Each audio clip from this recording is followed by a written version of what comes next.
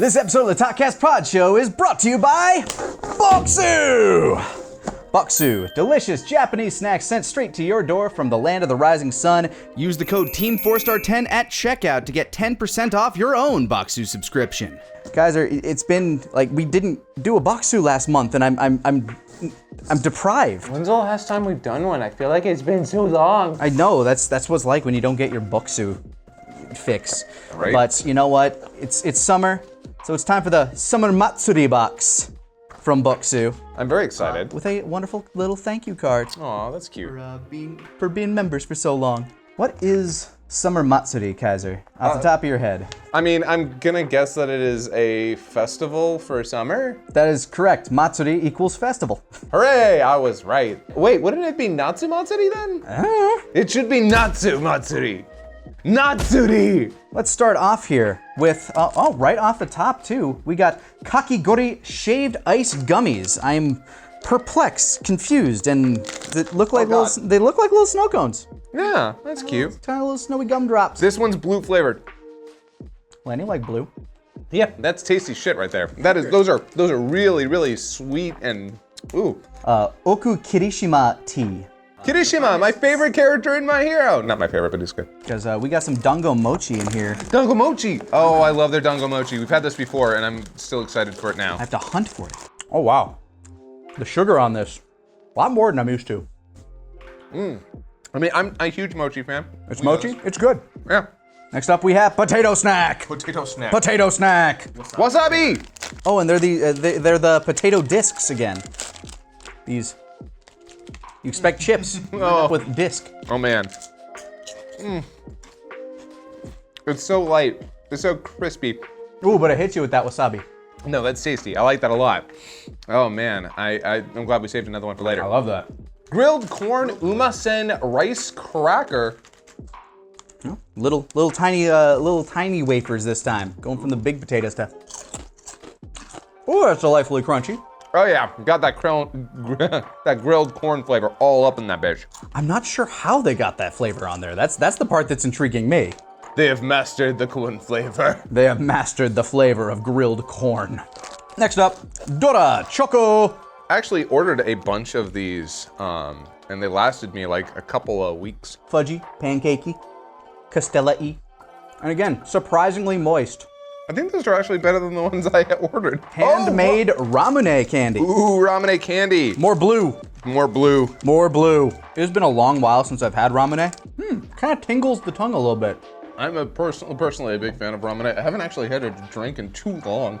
Up next, we got pudding a la mode sandwich cookie. What? Pudding a la mode sandwich cookie. Oh my god, this is so thick. Oh wow, it looks decadent. Like the packaging, first of all. Oh no. Oh no.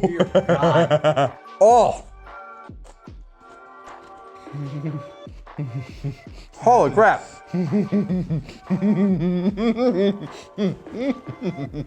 Oh my god. So far, star of the box. I ate the whole thing. You goddamn right you did. Hope you saved more room for sweets because we got butter mochi senbei. You're asking me if I made room for sweets? I did. That is a bizarre texture. Oh my goodness. Oh my gosh. It's like those mochi puffs we usually get, but it's like condensed. So it's like very soft on the outside and it dissolves fairly quickly. But Oh, the sweetness combined with that. it's very Crunch. buttery. Oh, and that, yeah, it's buttery. Butter. Is that takoyaki? Why, I do believe these are takoyaki Thai corn puffs. A lot of corn. I have a friend with a corn allergy. He would hate this box. That is tasty. That is so tasty. Yeah, this is like this is a very bingeable snack right here. Oh my god. Oh. Damn good stuff. Up next, Okayama maple cream pancakes. Oh, this is a very interesting way of explaining it. This snack smells like a cozy breakfast in bed and will bring a smile to your face as you open the package. If you can open it. I'm not smiling. I'm not smiling. I'm not smiling. I'm working on it, you Why am I not smiling? Oh, there's a tear side. Once again, I gotta commend the fact that these pastries always come in very, very moist. Like, they don't dry out. That's not bad. That's good. And this has been sitting here waiting for us to film for a while too, so it's not like it just shipped in. Yeah. It's a maple pancake. Everything it said it was, yeah. Oh, The that's Choco Monaca. it looks like a crunch bar on the inside. It does kinda. Oh, and it has segments. Look. Oh. Uneven segments. Basically, you flipped a Kit Kat inside out, and then instead of just regular chocolate, you put a Nestle Crunch bar on the inside. Yeah, that's actually pretty accurate. And with that, I think that's the box. That covers it for this month's Summer Matsuri, Natsu Matsuri, Natsuri! Natsu Matsuri, Bokksu. If you want to get yours, head to Bokksu.com now. And again, Team 4-Star 10 at checkout to get 10% off your own Bokksu subscription. Thank you once again to Bokksu. And now on to the Talkcast Podshow. Hello and welcome to the Talkcast Podshow, the #1 show on the internet and the last people you want saving your country. I am your host, the animal, vegetable, mineral Lan. And I'm joined here by the Kaiser Shark. You could have gone with Kaiser Tiger Shark, or the Tiger Shark Man, or King Tiger Shark. I don't know. Well, I mean, Kaiser means king or emperor, so I'm working on it. Just live with it, Nimue. That's his name. Nanawe. Nanawe. Where did I get Nimue? I have no. Maybe you're thinking about Sebastian. Maybe I am. Either way. Main topic of the show today, obviously going to be James Gunn's Suicide Squad. But first, we got a few things to talk about in the rundown, because this isn't the only bit of Idris Elba that we're talking about, because he just got cast, or he just announced that he was cast as Knuckles for the Sonic sequel. If you count that as an announcement, I mean... It's an announcement, he posted it, It would be really fucking weird if it weren't him saying that he was playing Knuckles. Or no, he's just a fan. Yeah, well, Hard Drive did that fucking piece, was like, I almost kind of wish it was that, just to see the internet's response. But yeah. Idris Elba as Knuckles. Did you ever even think about that? Honestly, I haven't thought about Sonic since we saw it, so it's not something that was like going through my head. Apparently there was a massive discourse. You were telling me like a lot of people were saying maybe it's going to be Jason Momoa, maybe it's going to be The Rock, maybe it's going to be John Cena. You know, just anybody that can play one of those like big guys with a nice big old voice, and then Idris Elba, and I'm like, you know what? Man's got a nice voice. Idris Elba is such a weird pick, but I mean, I'm so about it because it is such a weird pick. Also, I can just listen to Idris Elba for fucking ever. Yeah, man. I will say, had they gone with any of those other options like Jason Momoa, even John Cena, or we've seen that Dwayne Johnson can voice act. Oh, of course he can. I think Dwayne is, I think The Rock is probably one of the better wrestler turned actor. I mean, he was the first one that went to Hollywood and proved, like, look, you can put a wrestler in your movie and it's not going to be dog shit. Yeah. Because before that, you had like Hulk Hogan in like The Nanny or whatever. And I was fucking blown away that okay, so we also had Dave Bautista, who's doing really good in that regard. He really amped up when it came to his acting game. Like, he took it serious. I just couldn't believe that John Cena is doing as well as he is, because he didn't start as good, but man, we'll get to it, but Suicide Squad, holy, like, he was one of the standout performers in that one. I think primarily just because the script was very much written for him. That was a character that fits John Cena's whole thing. Although it's funny because he's a baby face, isn't he? He was for a long time. In wrestling, yes, he is. He has typically been the face. A lot of the times the crowd will give him heel heat, but he's always like, friend, like he's like Gamera, friend of children. Gotcha. And in this movie, but we'll get to that. Yeah. But yeah, I don't know. Idris Elba as Knuckles. Everyone in the comments, what do you think about that? I'm fucking curious to hear people's responses. I'm very interested as well. I don't know like how to feel about the Sonic movies. I liked the first one. I think it was the last movie we all saw together before quarantine first kicked in. I think it was either that. I feel like there was actually... No, it was the My Hero movie. It was the second My Hero movie. Right. Because I remember the last movie I saw before quarantine, like before the first lockdown. You know, I'm just making sure to date ourselves if there's another one. Mm-hmm. Wear your masks, get vaccinated, all that. But the last movie I saw in theaters was The Invisible Man, which I thought was really good. I liked it a lot. Not much to say about that, just a stupid tangential anecdote. But yeah, so what else? I know that you, for the longest time, you've been saying like, ooh, can the next Talkcast be about Masters of the Universe? And I just never got around to watching it. So please, tell me about Masters of the Universe and your hot takes about it. Okay, so I liked Masters of the Universe, which is a very controversial opinion. The hottest take! It is a hot take.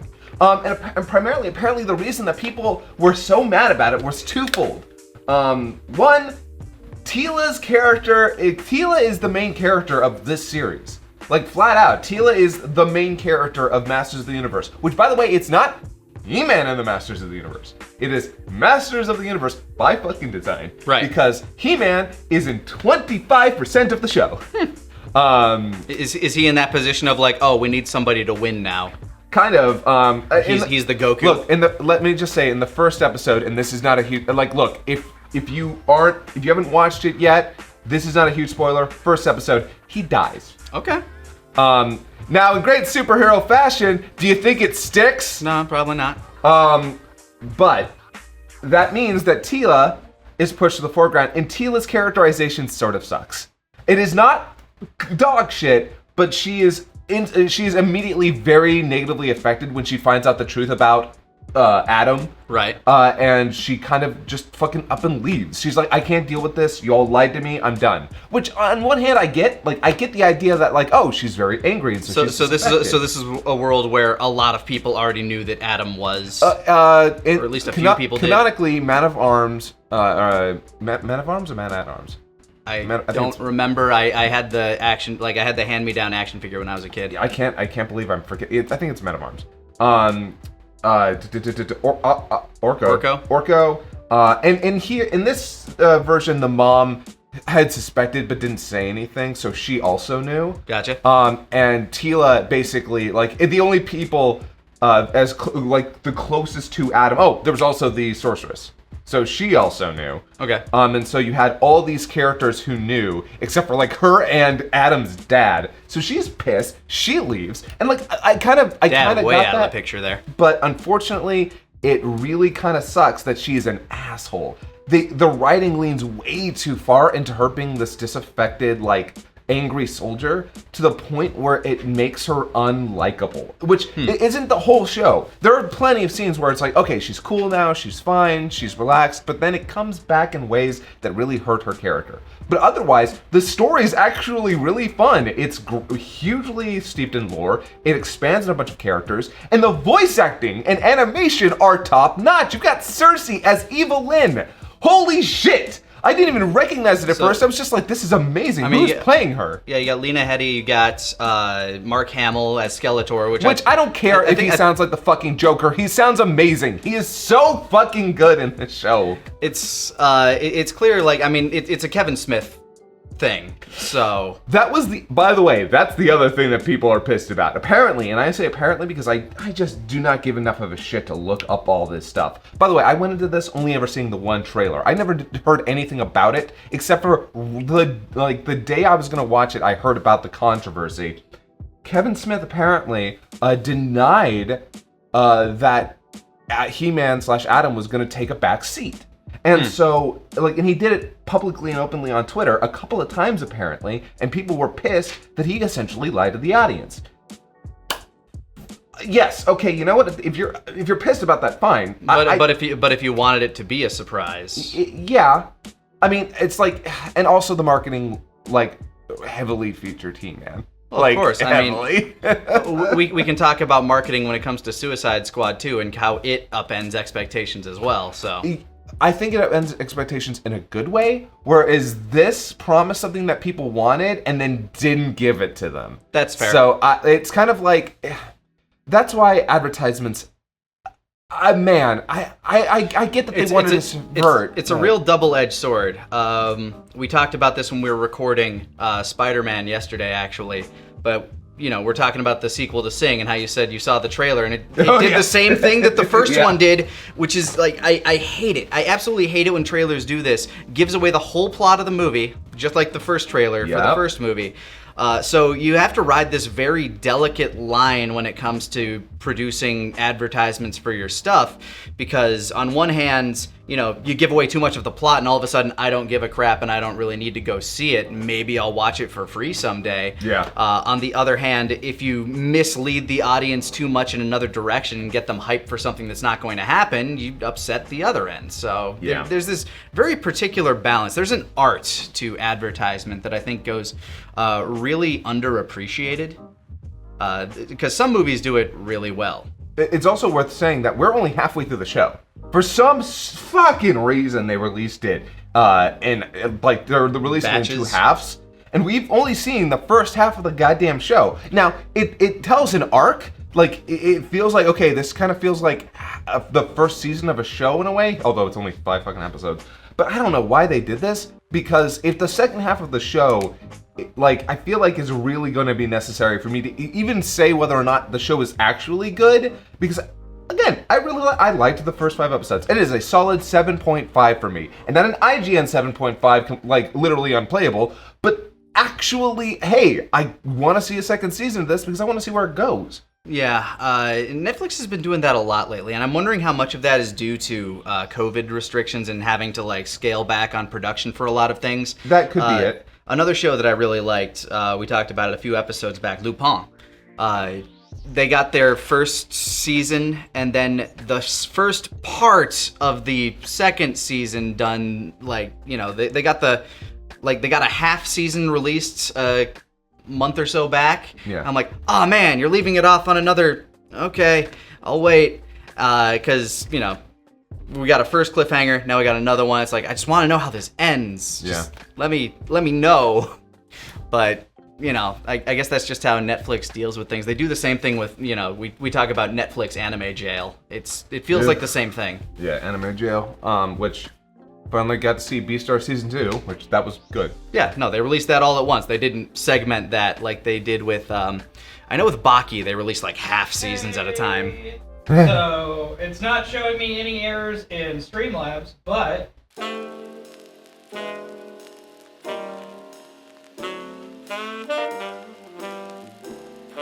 So overall, you enjoyed Masters of the Universe, but it's got. I don't want anyone to think that I don't think it has problems, because yes, it's got problems. It definitely has problems. But I also I like the performances. I like the animation. I like the story. I don't love the story, but I like the story. I like how it expands on the lore. I like how it explores the lore. It's a cute little show that has some really, really good moments and some great performances. And I honestly hope that people give it a chance without any of the Kevin Smith bullshit, without any of the bullshit with the advertising. I think it is a solid show with some really questionable writing for the main character. When part 2 comes out, I might give it a shake. I don't know. I haven't been watching a whole lot of stuff lately. I've been watching some older stuff. I've been going back through JoJo lately. Oh yeah. Finally made it through part 5. It was good. I liked it. Main villain's power is kind of hard to comprehend, and I don't think they do a very good job of showing it off. Oh really? Apparently someone thinks that King Crimson's ability is difficult to comprehend. I just say animating it just a little difficult trying to show off exactly what it does. I understand what it does, but it's basically that episode of Futurama, the one where they keep skipping through time. Mm-hmm. That's essentially it. But he gets to live through that moment, and see how it ends before it happens. So, I will say King Crimson's ability is kind of bullshit. But hey, so is Dio's in effect, but I guess this one's even more bullshit. Although I wonder how those two powers clash. Because he could see, if Dio stopped time, and, King Crimson could see, the results of that time stopping, would he be able to counter it? I'm pretty sure that people have probably written Oh, fanfics and almost jokes certainly. about I'm that. sure it's been debated to death on the internet, but Yeah. it got me thinking. I'm like, which power is stronger in this situation? Because if he stops time and you know the results of what's going to happen, but how do you avoid it? So what I really want to see is, okay. So by the way, man, I don't want to talk too much about JoJo Part 5 because once I get started on Part 5, I won't stop. So let me just say, Part 5 is like my second to least favorite part. Same. Yeah. I enjoyed it for the most part. I agree that 4 is better though. Thank you. Yeah, no, That's what I want to hear. I'm on the side of that, but man, after 4, which is very slice of life, and you know there's like some fucked up stuff that happens in it, which actually makes the stuff more fucked up because it's like fewer and far between. Oh yeah, Part 5 is like violent, just like bam, bam, bam, that guy's dead. Yeah, no, Part 5 is like, hey, these are a bunch of gangsters and hitmen. They will fucking die. And Yeah. as opposed to Part 3, which the JoJo gang puts a lot of people in the hospital and in retirement. Yeah. No, Part 5, these guys are dead. They are fucking wasted. gone. Which, like, a lot of them are really scummy, shitty, terrible people, so Yeah. it's kind of for the best. Yeah. But yeah. Speaking of scummy, shitty, terrible people, let's talk about Suicide Squad. We're here, and that was a good transition. I'm very proud of us for that. Patting myself on the back. All right, so 2016 Suicide Squad. Do you remember that one? No, actually. I have blocked it genuinely out of my memory. In fact, the most that I actually remembered from it was that Cosmonaut Mark actually did a whole fucking thing on it in his series, The Worst Superhero Movie Ever Made, which is basically just him covering bad superhero movies. And holy shit, it is really bad. It is so fucking terrible. It's pretty god-awful. Apparently, Aronofsky, I believe, who was the director of that, but didn't get the final say because studio meddling. WB had the worst case of, Disney's doing this, we need to adjust, like midstream, like try to course correct immediately, like, oh man, look what they're doing with Guardians of the Galaxy, we should do more like that, and make it poppier, make it better. That's not what Aronofsky does. No. He apparently got like really pissy on Twitter recently, especially after the Snyder Cut got released. Like, I had a very emotional story to tell soulful about drama. Yeah, soulful drama drama of these characters, and I could see some inklings of that in that movie, especially with the fire dude. But that's not what we got, and I doubt that the studio is going to go ahead and let the Aronofsky cut make the list, because now we have The Suicide Squad by James Gunn, and it is probably the first time that DC has released a movie that I'm like, you know what, this is better than a lot of the Marvel stuff. Yes. This is easily better than half the Marvel movies. And that makes me so happy to say. And it's not That's not to say that the Marvel movies are bad by any stretch of the imagination, but I came out of Suicide Squad, and after I watched it on HBO Max or Go or whatever the hell it's called now, and I'm like, wow, I thoroughly enjoyed that to the point that I forgot that I could enjoy movies before that, because quarantine was a goddamn wasteland. Not that there wasn't like some enjoyable stuff that came out to, take up the time, but holy crap, I forgot what it was like to enjoy a movie for a while. Yeah, I won't lie to you, man. It was, I wasn't sure what to expect going into it 100%. Because, look, I like James Gunn. I really like his films. And all the fucking controversy over him was so stupid bullshit. Yeah, the dude used to work for Troma. If you go back and watch that stuff, man, what he said on Twitter is nothing. Yeah, no, and if anybody knows about making, offensive material when he was younger, yo, hey, sup. Yeah, no, I wasn't sure what to think, because while I like James Gunn, it's the Suicide Squad after the last Suicide Squad from DC. And so I genuinely was like, all right, how much are they going to fuck with his film? And honestly, it feels like they didn't fuck much around with it. They just lifted their hands up. They're like, you know what? Do what you're gonna do. Clearly, you kind of knew what you were doing when you were working with Marvel there. So we're just gonna like go kind of hands off here. I don't know how much studio meddling there was in this. Maybe there was some, maybe there wasn't, but whatever it was did not seem to impact the product as negatively as pretty much every other thing that they've put out except for Wonder Woman. If there was anything they fucked around with, it was, oh my god, okay. I liked the music, but the fucking licensed soundtrack got a little tiresome.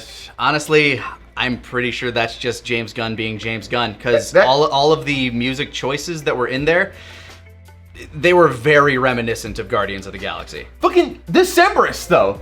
Like, when they introduced Deadshot, it's fucking, like, in the prison. Oh, in the prison. In the first one? Not Deadshot, I'm sorry. Bloodsport? Bloodsport. So, look, it's just Deadshot's character with Idris Elba. Completely different, sir. Right.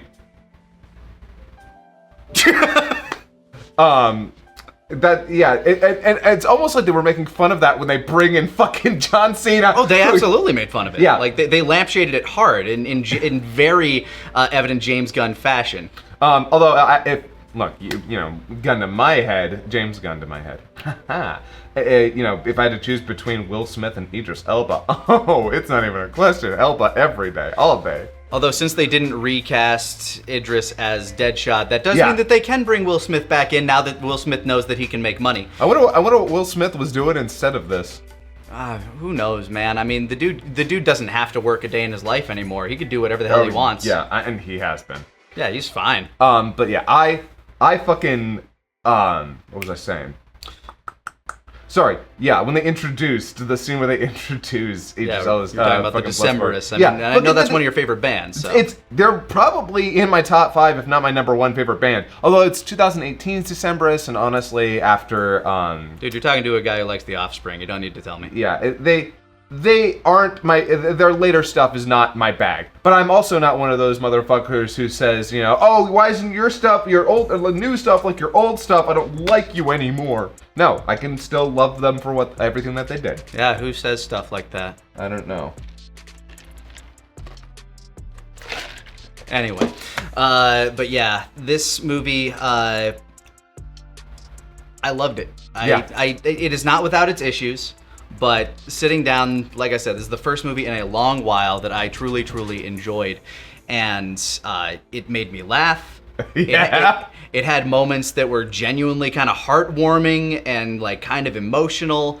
It did some amazing creative stuff when it came to like showing off some of its set pieces, especially, you know, Harley escaping from the prison. Oh yeah. Where everything around, like, you're seeing what she sees kind of like as the world's kind of turning into like this semi Disney-esque sort of animated thing. I wouldn't even say Disney-esque. It's just a gorgeous psychedelic scene. Yeah, but it had like these animated birds and like leaves and flowers, so it felt very reminiscent of those Disney princess kind of moments. And honestly, between this and Birds of Prey, I feel like they are doing a lot to really make Harley Quinn a much better character in terms of like where she started in the original Suicide Squad movie. Oh yeah, 100%. Where her and Captain Boomerang were kind of the standouts in that movie.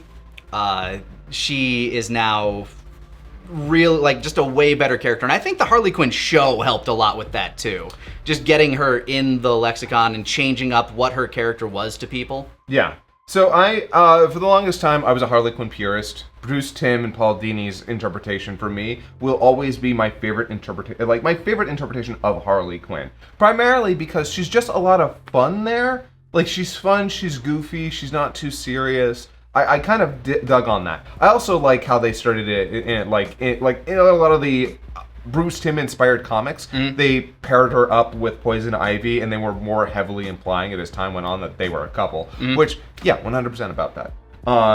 So for me, the later interpretations of Harley Quinn aren't my favorite. They're none of these are going to be. You don't like the Daisy Dukes and the baseball bat? That just looked so. I feel like this is kind of a shitty thing to say, but I feel like the audience will understand when I say it. Very daddy issues. And I'm like, I'm not about that with Harley Quinn. I want her to be kind of a dumb but crazy goofball who's like a lot of fun to watch. I think this movie does that pretty well. Yes, this movie strikes that balance of her being a deadly, fierce fighter with her also being a dumb goofball very, very well. In fact, the scene with the gun and the fucking El Presidente, fucking, I love that scene so fucking much. It like that whole segment took such a turn. It was amazing, and it's kind of hard to talk about a lot of her characterization without getting into some spoiler territory. But I don't want to go there quite yet because I just want to briefly go over like some of the other characters and things like that. But if you want a quick highly recommend this. Yes. See it in a theater on HBO Max. It's all good. You can go to a theater, be vaxxed. Okay, so who was the best Suicide Squad? Who is the best Suicide Squad member, and why is it Sebastian? Sebastian's pretty great. I honestly, I really liked Ratcatcher 2. I did really like Ratcatcher 2, and I think we can just refer to her as Ratcatcher here, though. Yeah, that's fair enough. They call her Ratcatcher 2. In the beginning, but man, I loved her subplot and her relationship with Bloodsport and how it reflects his relationship with his daughter, and just the way every character kind of interweaves and has their own relationship really worked. Like, you actually believe these people kind of see a bit of camaraderie in each other. King Shark, kind of the odd person out in that, but that's kind of on purpose. So I will say this. Nanaue, King Shark, in this movie feels like he is there because King Shark's big right now. I feel like I feel like that's the primary reason King Shark is King Shark. King Shark. Yeah, King Shark is part of this film, which is not me saying I did not enjoy King Shark in this. But I think they used him just right. Yes. Which also meant they used him sort of sparingly, and he doesn't share a lot. He actually doesn't share too many scenes with other characters where he's kind of like in his bigger moments. Like, I don't know. He always feels like they're holding him back. He is often kind of off on his own. Sometimes it's because they're doing like reconnaissance stuff, and you can't have a shark walking around with you. Yeah. Usually it's just because. I'm guessing that it might have been a budgetary thing because the visual effects for him might, when you're like working with everything else. Also, there's the fact that anything you put him in front of, he just kind of wins in this. A little bit. The fact that he's bulletproof goes a long way. Which, by the way, didn't know he was bulletproof. That's neat. I think it makes sense. I think isn't his primary antagonist Aquaman, who is also bulletproof, so he has to deal with like Atlantean shit. Yeah. I'm actually not sure on that. I'm not up to date on my King Shark lore. Is King Shark? He might be a Batman villain because he shows up in Arkham. Flash. Yeah, I think he's Flash. Oh, well, hey, that works. Man, Flash fights a lot of animals. I know, right? But yeah, no, King Shark's great. I do like him in this movie. I like, so when I say that he's the odd one out, that is not me saying I wish he wasn't in the film. But he does genuinely feel like where every other character is so involved with the ongoing plot, he feels the most detached. And because, you can't have this giant fucking shark dude walking around with you when you're basically trying to scout and like... And he's not much of a conversationalist, so you can't have a whole lot of dialogue with him. The dialogue they do have with him is like cute and fun, because all of these people that are working there, except for Ratcatcher, are bastards. Yeah. And they just kind of treat him like, fuck, dude, shut the fuck up. I will say, this movie went miles and miles out of its way to make Rick Flag way more interesting than the last film. Like, by a lot. Yeah, Rick Flag in the first one was... Like, they gave him a plot with his, like, love interest being the witch. Oh, God. I'm glad that's... Like, I'm glad they got rid of that and, moved forward. Like, this did feel very much like a soft reboot in a lot of ways. It really is. You have like a whole new core team of the Suicide Squad, but then you add in some of the oldies but goodies. I was actually really surprised. So, like, this is a little bit of a spoiler, but it's also in literally the opening scene. I would actually call this a real spoiler because all of the advertisements and everything. So if we want to get into that, we're going to be talking spoilers. I think. Look, Suicide Squad, the Suicide Squad by James Gunn. Absolutely see it if you're like up in the air on it, because I think we're about to get into spoilers now. So this is the first DC movie, like I said, that just felt above some of like that Marvel status quo. Yeah, so definitely like every ton of great characters, great story. I laughed. I didn't just like I laughed out loud. I want to watch it again. I saw it twice, and I still laughed the second time. Yeah. So, hey, please, guys, give this movie a shot. I know, like, a lot of people are kind of up in the air because it's James Gunn, or it's super R-rated and violent, or it's the sequel. Super R-rated and violent, honestly, like, put this up there, because that's one thing, I will say before we truly get into spoilers, that's one thing that I think DC should embrace more. They should, they've already tried to be the more mature edge to what Marvel's been doing. So embrace that. You have an entire audience out there that grew up with a lot of these comic book characters that I think you can play off of a bit better. You have something to retort here. I don't necessarily think they should do that. Not entirely, not all the way. What I was gonna say was, like, I felt like Shazam was such a great balance of more darker violence and stuff, but also a very wholesome message. I feel like for most of my superhero films, that's kind of where I want those things to fall. And because I've never, ever really been a big fan of hyper-violent superhero stuff. And that's fine. But I'm saying, you should do both. I think that they, the way they released the Joker, just kind of as its own standalone thing, out of universe. Yeah. I think they should take more risks like that, like they're doing with Robert Pattinson Batman, which is clearly off on its own thing because he's not Ben Affleck, unless Flashpoint is really gonna mess some things around, which it might.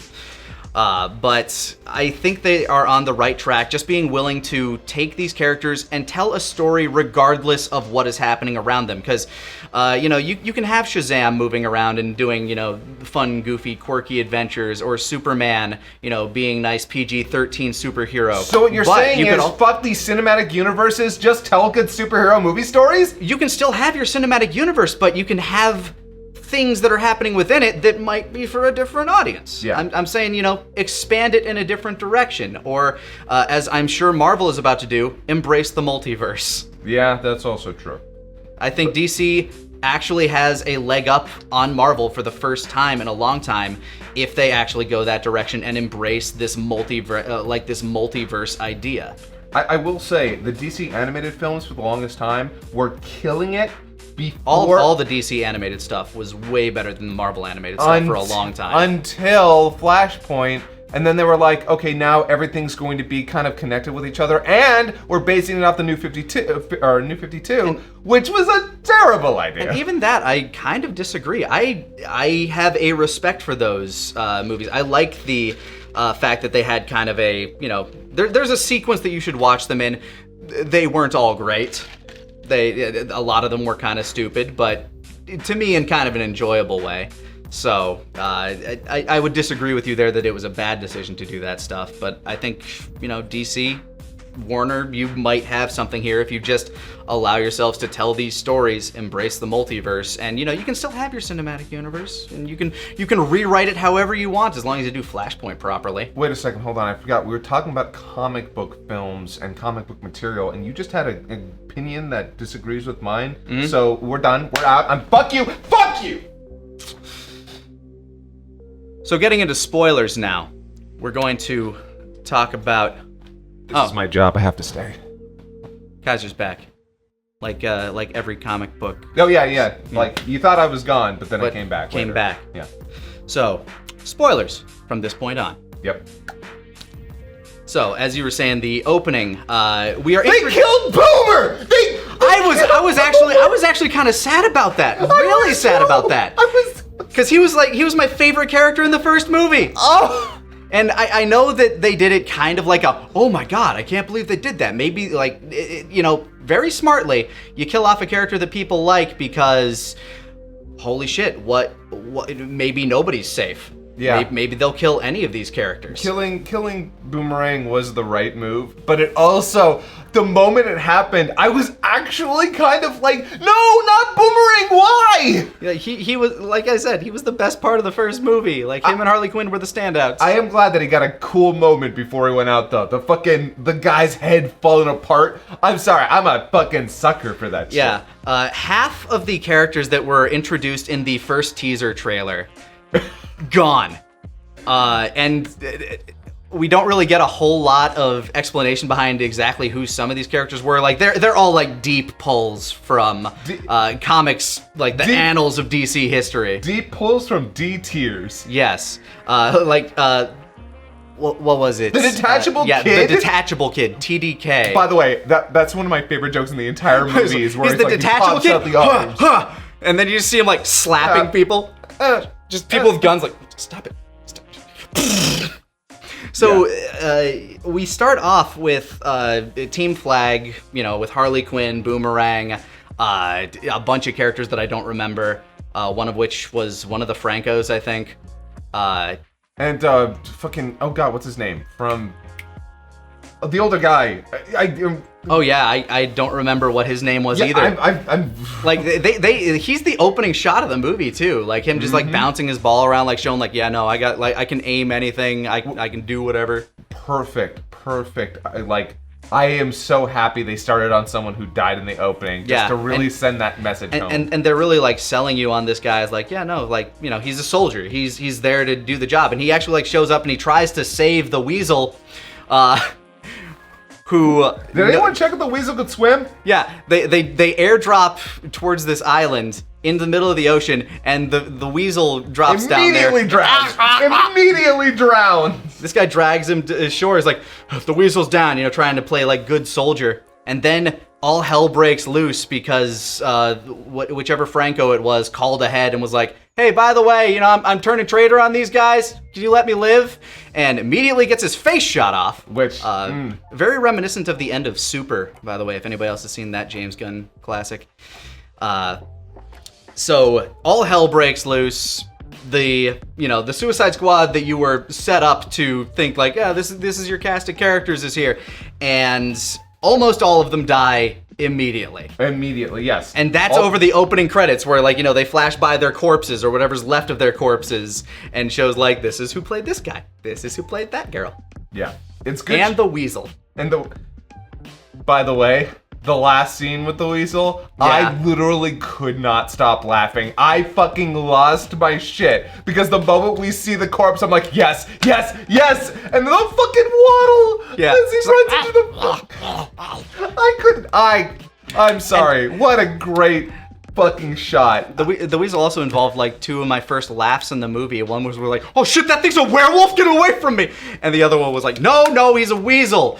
He's good. He's not good. He killed 27 children, but I think he agreed to be here.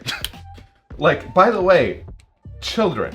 Not children. Not people. Specifically. Yeah, he ate 27 children. Which definitely makes me think they picked him up from some country in the wilderness where he was just chilling out. Like he's the chupacabra or something. I actually think he might have just be the chupacabra that they fucking like, we gotta put this thing in fucking quarantine. And yeah, it drowns immediately but lives to the end of the movie. Well, yeah, it's hard to say whether that after credit sequence is after the movie or just after that battle. I think it's after the battle. Yeah, because it's still night when but they show him getting up. Yeah. But it's still a funny little mid-end credit sequence. It's perfect. It's perfect. Oh, and the other standout character from the original Suicide Squad, Amanda Waller, is back. In her way better performance than the first one. I thought she was fine in the first one, honestly. Okay, hold on. Performance, both good. Her use in this movie, way better. Yeah. I genuinely liked her in this movie. We got to see her be really dry and sardonic and play off of some of these other, like, very strange characters. It helps. Being an extreme hard ass, because we actually get to see her press the button and blow, old man's head off as he's like panicking, just like, no, I don't want to be here, fuck this. Yep. Tries to swim away, it's like, no, goodbye. Boop, boom. I think, yeah, it really does help that in this movie, she is flanked by strangeness. She is flanked by crazy, weird motherfuckers. Fucking Polka Dot Man. Which, by the way, stand out like fucking, can't believe that the Polka Dot Man in this movie ends up being one of the better characters. He was pretty great. I loved his characterization, everything about his mannerisms, and another one of the big laughs I got is like, when he's explaining his backstory and the fact that his mother experimented on him and his siblings to try to make superheroes, infecting them with like intergalactic diseases and bacteria. And he's like, yeah, she did a number on me. Well, where is she now? Everywhere. Yeah. You just cut to this shot of everybody being this image of this very frumpy looking woman. By the way, so that, first of all, that visual humor joke is one of the best in all of comic book movies I've ever seen. They might overplay it a little bit as the movie goes on, but they show it 3 times. I thought I counted 4, but There's the first time where we see him seeing everybody. There's the one inside the club, and then there's the one the end. Yeah. I thought there was one more, but my bad. I think it's only 3 times. Okay. But I will say this. I'm glad they revisited it the second time because it reminds you, and it's also in a really funny moment. Yeah. The one in the club is really good. And then, I was watching it with my friend Pregame Gav, as a lot of people may know him. Okay. And when Starro, why do I care about spoilers? We're talking about spoilers. When Starro comes out and is in full effect, both me and Gavin were like, oh my god, please let him see Starro as his mother. Please! Yep. And you know what? This movie loves to give you what you want and does it with a plume. A plume? A plum? Yeah, a plum. I wanted that. I was dying for that. And the movie's like, we know what you want. And yes, you will get it. And I was like, thank you, movie. Thank you for giving me this amazing, stupid thing. And he gets like an amazing final moment for him in the movie too, where he's just like, yeah, I'm doing it. And although, man, I knowing framing in film, by the way, yeah, is like the moment he's like, I'm a superhero. I'm like, oh hey, the framing is for the foot to come down. And there it goes. Oh no, there it goes. Yeah, he's gone. Luckily, it's quick enough that it happens. But damn, I did not expect Polka Dot Man to be a standout. I didn't expect like half of these characters to be a standout the way they were. By the way, his power like on people is horrifying and so cool to watch. He fires out literal polka dots, and they're just these like plasmatic like they melt matter destroying things. They just destroy matter. So we get introduced to the second team, which is headed by Idris Elba, and I guess kind of co-commanded by John Cena, because they have this like rivalry thing going. And they lampshade it like immediately, because Idris Elba, Bloodsport, he's like, this is Bloodsport. He was trained from a young age by a very abusive father in order to be a perfect soldier. It's like, yes, you were all selected for your unique skills. This is Peacemaker. He was trained by an abusive father to be the perfect soldier. Are you taking the piss? You having a laugh? He does exactly what I do, but better. Yeah, but I do it better.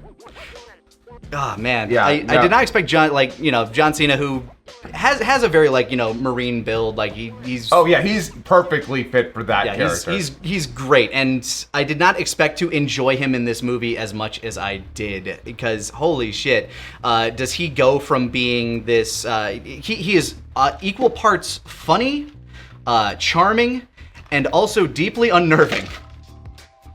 Yeah. Like, you get to see kind of the villainous side of John Cena. When he's playing a bad guy, he has a great scowl. Yeah, well, and I think that part of that definitely comes down to the fact that he's gotten older. And, like, with that build and that look, he's very, very slowly becoming Drago from fucking Rocky. Kind of. But, yeah, he nails it, because I could easily see him in more of a superhero role. But in this role here, he is a fundamentally fucked up, like psychologically fucked up character, because his entire thing is peace, by any means necessary. Men, women, children. What they did with him, and this is something that I kind of reflected back on Marvel, is as soon as we saw, like, you know, as I watched his interpretation of Peacemaker, which is the only interpretation of Peacemaker I've ever seen, admittedly, I couldn't help but think back to Falcon and Winter Soldier and what they were doing with Walker, and I'm like, this is way better. Like this is way better than what they were doing over there. I sort of feel like those characters are different. They're different and they're hard to compare. But I loved. I don't know. You're right though. John Cena kills it as this character. He's like, it's almost impossible to think of better casting. I'm sure you were happy. You got like a full 3.5 minutes of him just standing there in tighty whities. Okay, yeah. Look, I'm only human. Okay, that I couldn't help but look. I mean, Jesus. Like, he's just standing there. It's right there. It's in center frame sometimes. Yeah. Oh, God. Fuck. It's... actually, I'm like, is that shit VFX, or does he just radiate BDE? You know, like... you know what? He was probably like, I have to share screen time with Idris Elba. You have to give me a bigger package. And this whole time, he's been wrestling in jorts. I'm like, oh, no wonder. He'd be very distracting otherwise. Like, holy shit. Yeah. No, Man's packing. I don't know how much any of that is actually him, or if if they added something down there, like a prosthetic, a sock or something. But yeah, no. Dear Lord. Yeah. Wow. But yeah, the movie actually had a bit of fan service in it, like between him and the leader of. I actually forget the damn name of the. Yeah, the country that they went to, the island nation. Corto Maltese? Corto Maltese, something like that. Corto Maltese. Something like that. Yeah, Corto Maltese. Colto, it's one of those. Yeah. Either way, yeah, like him getting out of the bathtub, like to greet Harley Quinn, which is a scene that I expected to go very differently. Like when she got captured, you know, you expect her to go straight to the prison scene, but in an amazing set of like characterization and kind of giving you a good glean into exactly what these people are like. They're like, oh no, you're very anti-establishment, very anti-American, anti-capitalist. We love you. In fact, if you were to marry me, like the president here, I would be seen as a god, and you know, we could really make this shit work. And then they have this like amazing montage where she feels like a princess, which actually the moment where she walked out of the, when she got dressed in her pretty dress, I thought we were like getting set up for like, pull the rug out for under her, but no. And she had one of the most genuinely kind of like heartwarming deliveries when she stepped out of the limo, like, I'm a princess. Yeah, I love Harley in this film. Like from beginning to end, Harley is, as I said, I'm very much a Harley Quinn purist. Bruce Tim and Paul Dini's interpretation, very specifically those two. Margot Robbie. Yeah, Margot Robbie nails it. And I love the moment where it is a really funny moment where he's like, they want me to marry you, and she's like, oh, and for this moment, it's like she's like offended, like, oh, I'm just here as a political pawn, and then he's like, but I'm a romantic, and I fall in love with you, and then immediately she's like, you're so fucking hot, and then bam, because she's a creature of impulse, and she just goes for it. Yeah, and all of a sudden, after that, they're having this big talk about like, this is what my family did, this is what we have to do. Sometimes we've had to, eliminate people and kill children, and she just pulls out a gun and boom, shoots him right. Off screen too. You don't see her with the gun until after she shoots him, and it is not only perfect framing, but her response of like, look, after my last boyfriend, I had to start looking for red flags. And killing kids, that's a pretty big one. And I know what you're saying, Harley, why don't you just run away? And I can't do that anymore. Because when you got a taste in men as bad as mine, you know that it's never that easy. Which, by the way, big character study moment, like holy shit. Yeah, when she admits to like, look, I got really bad taste in guys, and they never leave me alone afterwards. So I gotta shoot you. Sorry. Which, like, yeah, such a great moment that like. On one hand, it's one of those things where you kind of feel it coming, but when it actually happens and when she's like delivering that monologue, just great. I honestly didn't see it coming. I it took me purely by surprise. I thought it was going to happen later. Right. But when it happened immediately, I'm like, oh. Yeah. So then like all the troops run in. She's like, fine, I get it. She like puts down the gun. I will say, the movie gives her plot armor. She should have been dead the moment she shot out that guy. The first movie gave her plot armor too. Let's be honest. I mean, Well, yeah, but the first movie was awful. Yeah. She, as combat proficient as she shows herself to be, as unpredictable as she shows herself to be, she's still just a woman who knows acrobatics. And Which is why, by the way, she was part of that first team. By the way, fucking Waller was knew they were all gonna die. They were not there to get through. I think she was counting on them being counting on one of the teams being a distraction. Well, obviously, look, if you compare the qualifications of each team, look at the losers that were in Team A and look at the winners in Team B and tell me that she actually had any hopes for Team A in comparison. Think about it from the other side, though. Team A, team that's getting dropped into the ocean that, ended up getting wiped out, had 3 members who had already done an impossible mission. And Team B was untested. So, but I think she's covering her bases there. Even if Team B had more qualified soldiers, Team A still proved that, out of the group that they had, a couple of them already knew what they were doing. But yeah, it still to me kind of feels like Waller knew what she was doing there. Oh, absolutely. And the fact that not only Harley Quinn, not only Boomerang, but fucking Rick. Poor Rick Flag is in there, getting put in the shit. And what was definitely, to me at least, supposed to be a suicide mission. Not to get through to the actual objective, but literally to serve as a distraction. Yeah. Fuck, man. Oh, if I were, of course Rick doesn't make it to the end of the movie, but if he had, I can imagine him going up to Waller what the fuck? Yeah, you had this very interesting dynamic between Rick Flag, Peacemaker, and Bloodsport, where, you could see that Rick Flag and Peacemaker, they both believe in the mission. They believe in the ideal of this is what we are fighting for. We are fighting for Bloodsport's just there. I need to do this because otherwise Waller's gonna put my kid in jail. Yeah. So seeing the 3 of them, because morally speaking, Bloodsport and Rick Flag have more in common, but Rick Flag and Peacemaker are both more tied to the mission. And then backstory-wise, you had Bloodsport and Peacemaker, who kind of have this rivalry going. Rick always felt kind of like the odd man out, especially when they had those big muscle flexing, geared up moments. Oh man, look at him, he's doing his best, damn it. And it's not like the guy's scrawny or small or anything, but he's standing next to John Cena. Yeah, next to John Cena and a just genuinely big dude with that is Idris Elba. Idris is just a big guy. Yeah. So we get introduced to Task Force B, or Task Force X Team B, and this is your real Suicide Squad. I loved how they introduced King Shark, just walking in, him holding a book what the fuck is that? But, oh man, I don't know if they needed Sylvester Stallone to play him, but his voice worked perfectly. It worked very well.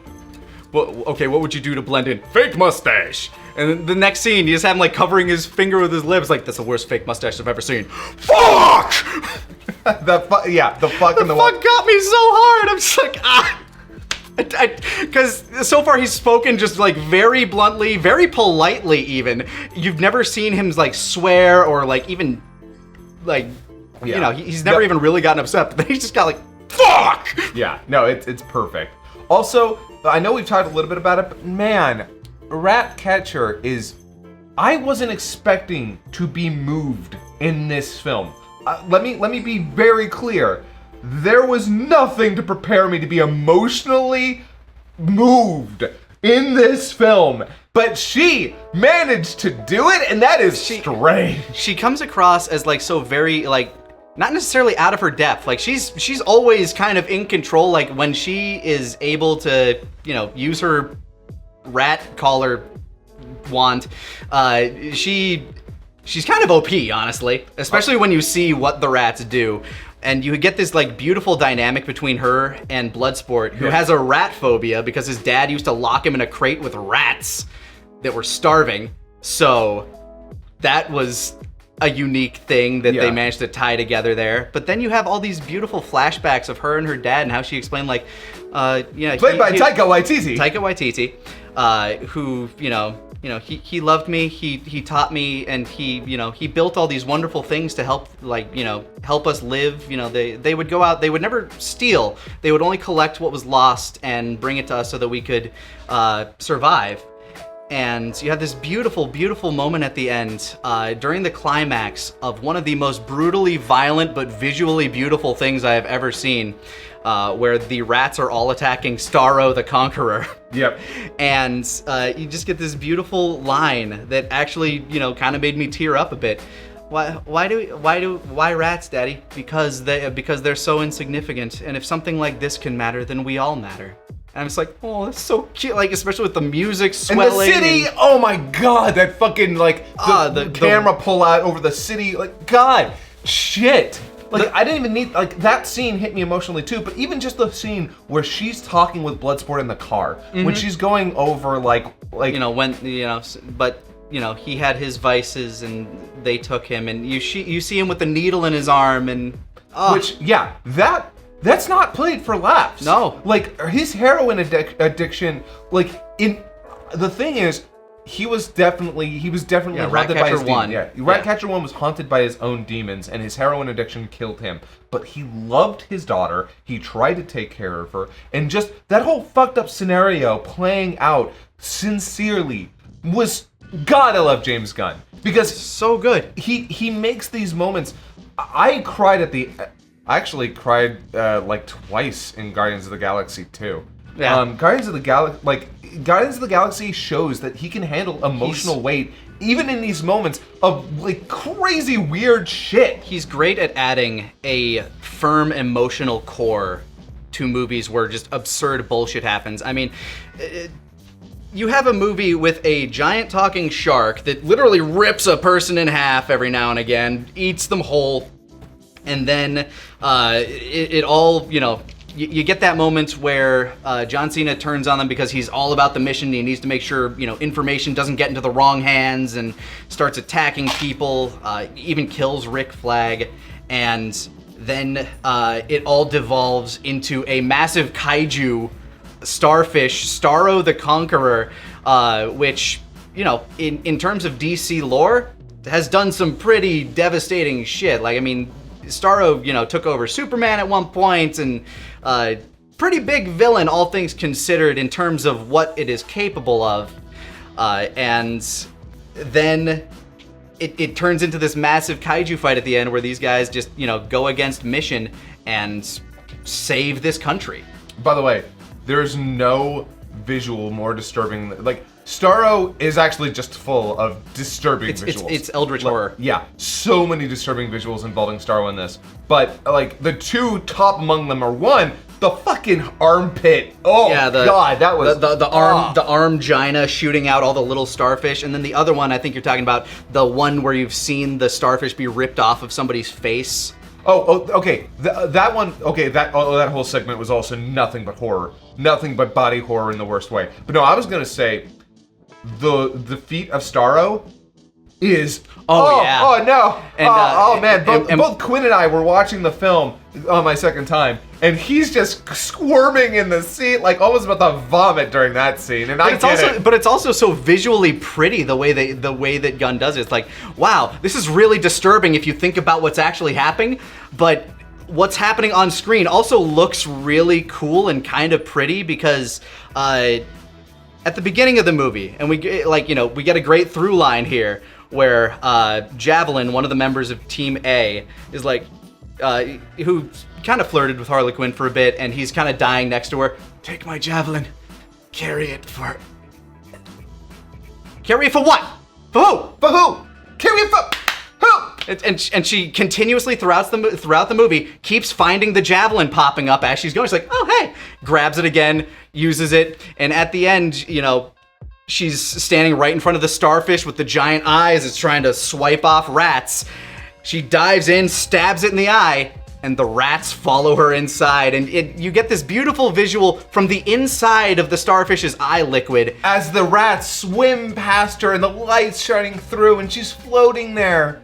And it's the like, rats wow. begin to eat at the nerves of the eyeball, and all this all this blood starts vignetting around. Visually, it's beautiful. What's actually happening is horrifying, as the rats literally eat the creature from the inside out. It's Holy so shit! terrible. It's so cool too. Yeah, and it's amazing. And Starro's last line is actually super tragic. Starro is literally like, I was just happy floating in the stars, you I just dicks." wanted to look at the stars. It's tragic in a really like cosmic fashion. And just watching that like all pan out, like, Jesus, man, this movie is ridiculous. It goes like it does so many different things. It switches on a dime too, because like initially it's like, okay, we're going in there to destroy this facility. In order to do that, we need to find Peter Capaldi, the thinker, I think. Who, by the way, Great.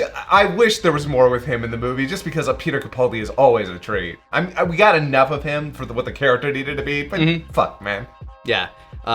We like his characterization was great, especially because like he's playing it off like very Vulcan-ish. Like, Question: do you think the line from him, that response of like, "Be careful about that question, the answer might surprise you"? Yeah. Do you think that was improv? I think that was improv. I bet it's like, how would you like rats crawling up your ass?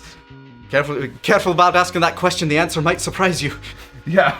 Because it's clear from when we get to see him in like, you know, the lab with like Starro in it, he's been doing some pretty freaky shit. Some holy fucking creepy shit. Yeah, Like, it's also- implied that he has like a romantic entanglement with Starro, completely one-sided.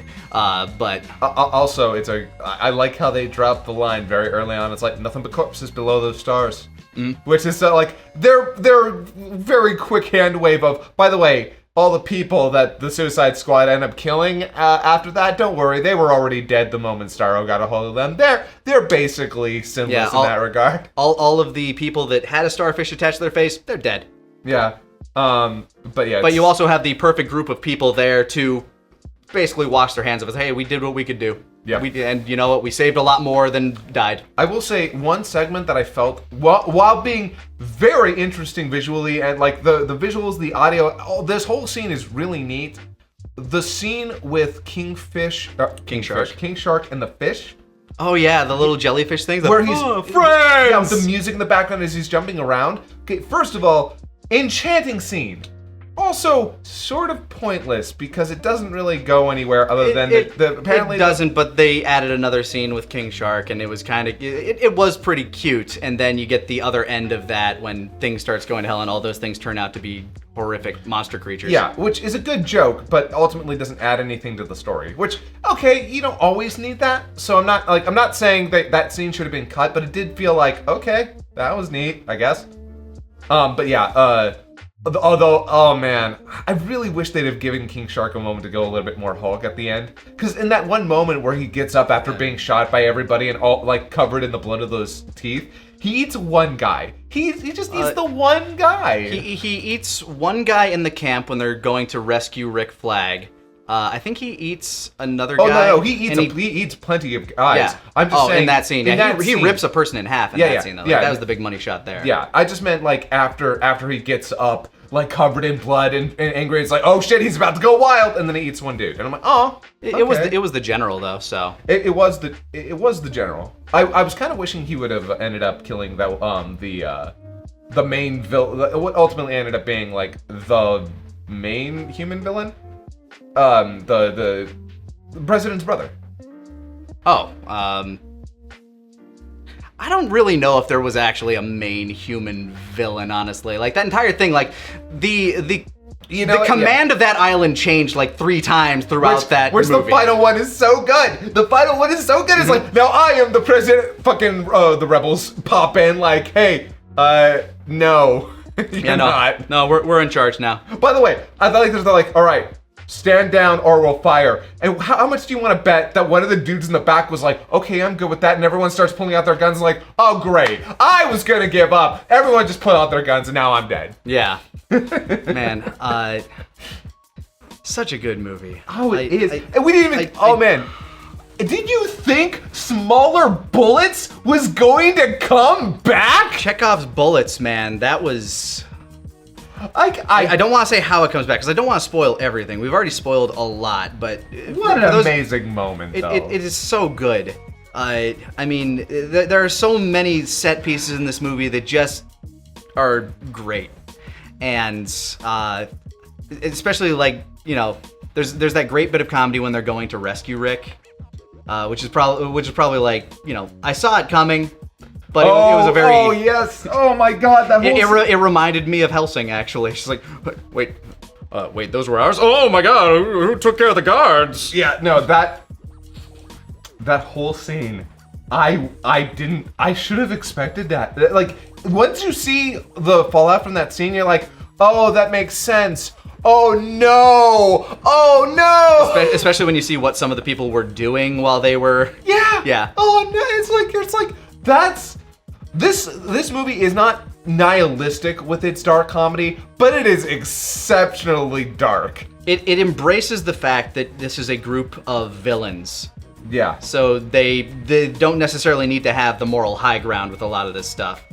It's insane because I feel like if that had been handled with any other tone, that scene would have been horrifying. Like, hard to move past. But yet in this film, yeah, because of how it's handled and the tone and the approach, I was like, I should be horrified and I should not be able to continue watching the film after this scene. But the fact that it's just handled so perfectly, I'm like, I don't know what to say.